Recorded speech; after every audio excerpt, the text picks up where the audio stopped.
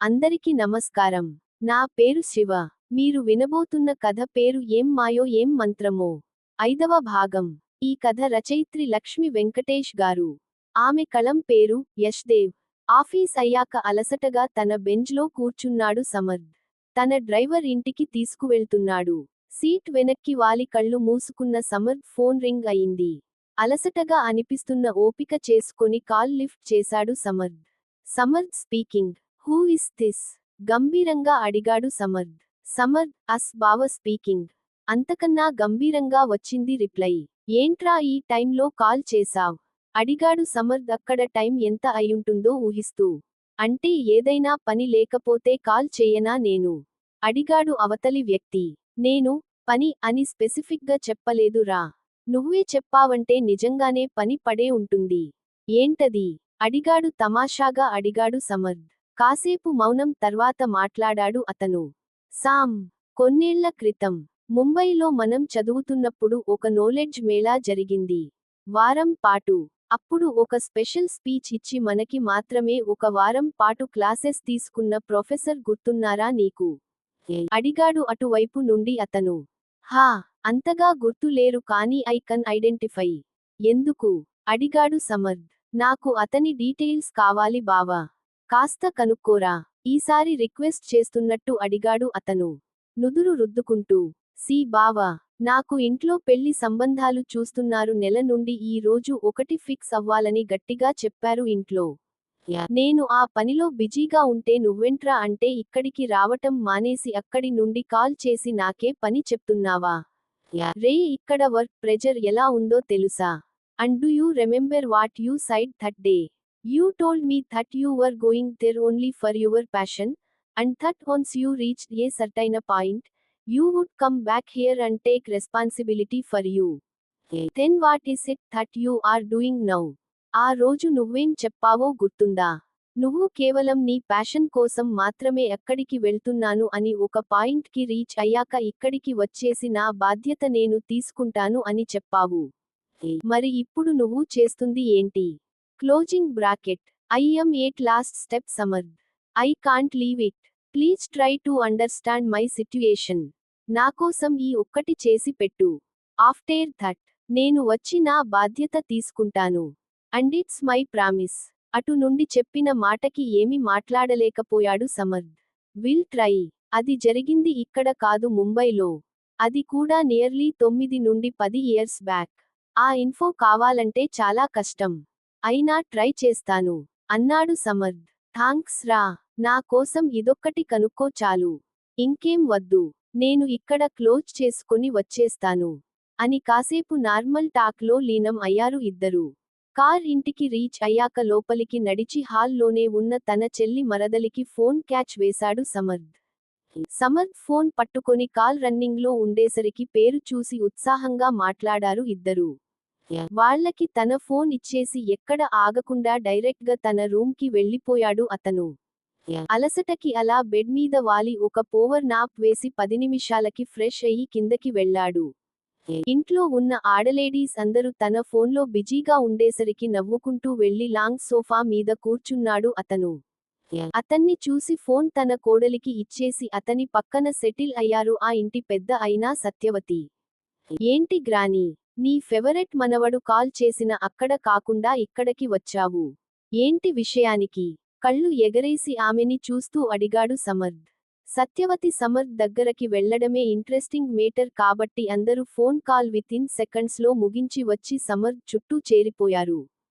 అప్పటికే ఆఫీస్ల నుండి వచ్చి ఫ్రెష్ అయ్యి ఫ్రెష్ గా హాల్లో కూర్చున్న సత్యవతి కొడుకు, అల్లుడు కూడా సమర్థ్ ఎలా సెలెక్ట్ చేసుకుంటాడా అన్న ఇంట్రెస్ట్ తో చూస్తున్నారు.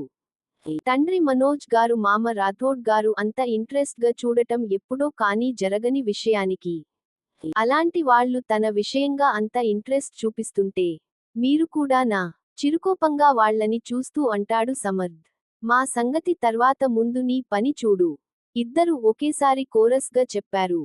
ముద్దుగా మూతి ముడిచాడు సమర్థ్. నవ్వుతూ సమర్థ్ ని చూసి అతన్ని ఆటపట్టిస్తూ చెల్లి మరదలు బిజీగా ఉంటే నీ కోసం 100కి పైగా సంబంధాలు వచ్చాయి నాన్నా. అందులో అన్ని ఫిల్టర్ చేసి 10 మందిని ఫైనల్ చేశాము అందరము. బ్యాక్గ్రౌండ్ చెక్ కూడా అయిపోయింది. వీళ్ళల్లో వంక పెట్టడానికి అంటూ ఏమీ లేదు. నువ్వు చూసి ఎవరు బాగున్నారో చెప్తే ఈ వీకెండ్ పెళ్లి చూపులు పెట్టుకుందాం.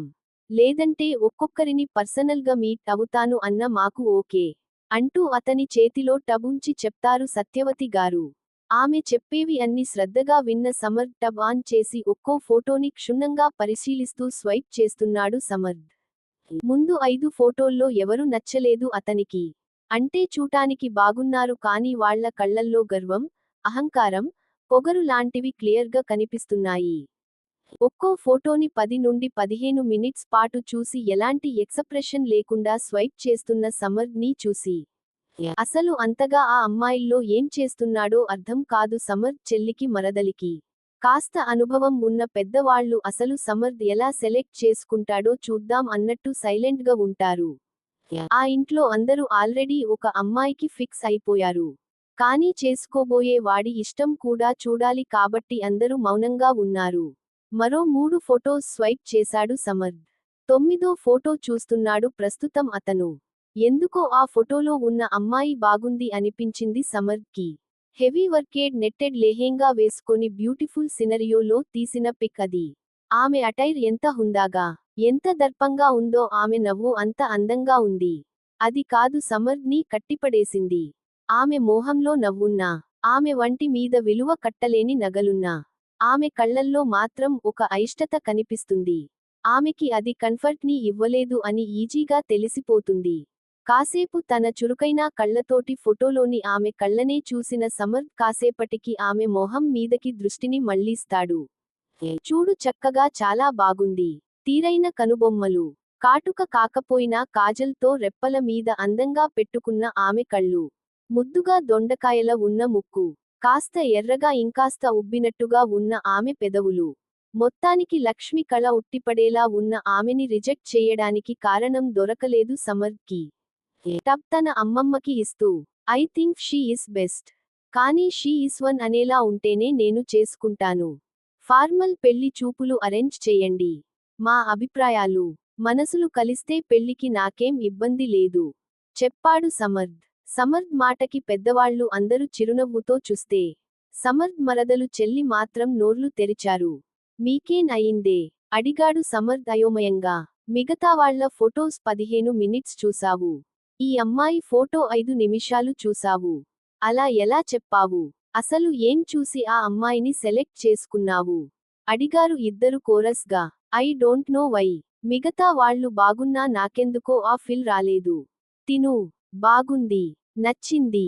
అన్నాడు అతను సింపుల్ గా. పెదవి విరిచారు ఇద్దరు ఇలాంటివి ఇక ఈ జన్మలో మనకి అర్థం కాదు అన్నట్టు. వాళ్ళిద్దరినీ నవ్వుతూ చూస్తూ, ఏమో అనుకున్నాం కానీ మనవడా, నీ పేరుకి తగ్గట్టే కాదు నీ కోసం ఇంటిల్లిపాది కలిసి సెలెక్ట్ చేసిన అమ్మాయికి ఓటు వేశావు. అన్నారు సత్యవతి గారు. అంటే? అర్థంకాక అడిగాడు సమర్థ్. నీ కోసం ఎన్నో సంబంధాలు చూసిన మాకు ఈ 10 మందిలో రిజెక్ట్ చేయడానికి కారణం దొరకలేదు. వీళ్ళు ఫైనల్ అయ్యాక మీ డాడీ మామ దగ్గరకి తీసుకువెళ్ళాం. ఎంక్వైరీ చేస్తే అందులో ఇద్దరు లవ్ ఫెయిల్యూర్. ఇంకో ఇద్దరు ఫాస్ట్ కల్చర్ కి బాగా అలవాటు పడ్డారు. ఇంక మిగిలిన వాళ్లల్లో అత్యాశ, గర్వం, పొగరు అని కొన్ని మైనస్లు కనిపించాయి. ఈ అమ్మాయి మాత్రం అన్ని క్లియర్ చేసుకుంది. మీ డాడీ మావయ్య ఇద్దరు ఈ అమ్మాయి బెస్ట్ అన్నారు. మాక్కూడా అమ్మాయి నచ్చింది. కళగా ఉంది. ముందు ఈ అమ్మాయి ఫోటోనే ఇద్దాం అనుకున్నాం నువ్వేం చూసి సెలెక్ట్ చేస్తావో. అసలు ఎలా సెలెక్ట్ చేస్తావో చూద్దాం అని 10 మంది ఫొటోస్ ఇవ్వమని చెప్పారు మీ మావయ్య. అన్నారు. సమర్థ్ మావయ్య రాథోడ్ భార్య అయినా రవిక. అబ్బో నాకోసం చాలానే ప్లాన్ చేశారు. అన్నాడు సమర్థ్ నవ్వుతూ. అందరూ నవ్వారు సమర్థ్ మాటకి. అది సరే మరి నా పేరుకి తగ్గట్టు అంటే? అడిగాడు కుతూహలంగా. అతని క్యూరియాసిటీ చూసి నవ్వుకున్నారు పెద్దలు. ఇక ఈ సంబంధం సెట్. ఆమె సమర్థ్ భార్య అని అందరూ ఫిక్స్ అయిపోయారు సమర్థ్ లోని ఆ రియాక్షన్ చూసి. ఎందుకంటే ఆ అమ్మాయి పేరు నీ పేరుతో కాస్త కలుస్తుంది. పక్కపక్కన పెడితే కూడా అర్థవంతంగా ఉంటాయి కాబట్టి. అన్నారు అసలు పేరు చెప్పకుండా సత్యవతి. అమ్మమ్మ. గారం పోయాడు సమర్థ్. ఒక్కసారిగా గోళ్లున నవ్వారు అందరూ. సమర్థ్ ఉడుకుంటుంటే, అంతలా ఉడుక్కోకురా. అమ్మాయి పేరు సమన్య చెప్పారు సమర్థ్ తల్లి రాథోడ్ చెల్లి సత్యవతి కూతురు పూజ గారు.